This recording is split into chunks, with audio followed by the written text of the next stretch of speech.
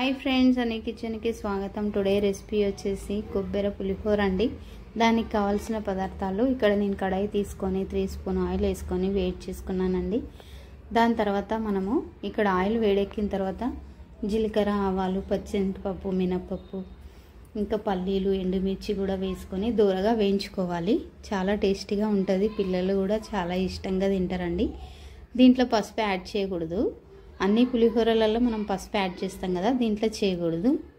వైట్గానే ఉండాలి. చాలా సూపర్గా ఉంటుంది. టేస్ట్ కూడా నేను చెప్పడం కాదు కానీ చేసి మీరు కూడా అందరు ట్రై చేసి టేస్ట్ చేసి చెప్పండి నాకు కామెంట్లో. ఇక్కడండి నేను ఎండుమిర్చి, పచ్చిమిర్చి కూడా వేసుకున్నాను. మనము కలెమాకు కూడా వేసుకొని కొంచెం దూరగా వేయించుకొని పక్కన పెట్టుకోవాలి. ఇక్కడ బాగా చిటపటలాడుతుందని నేను మూత పెట్టి తిన్నాండి. ఇక్కడ నేను రైస్ అండి పక్కన పెట్టుకున్నాను.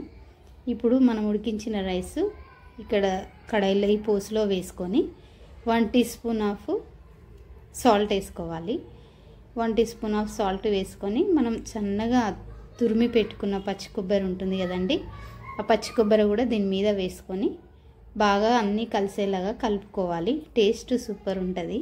తప్పకుండా ట్రై చేయండి. మా ఛానల్ని సబ్స్క్రైబ్ చేయండి. ఇంకా ఇది బాగా కలిసేలాగా కలుపుకొని మనం సర్వింగ్ ప్లేట్లకు తీసుకొని సర్వ్ చేసుకోవాలండి. దీంట్లో కొంచెం కొత్తిమీర కూడా యాడ్ చేసుకోవచ్చు మనకు నచ్చితే. సూపర్ టేస్టీగా ఉంటుంది. తప్పకుండా మా ఛానల్ని లైక్, షేర్, సబ్స్క్రైబ్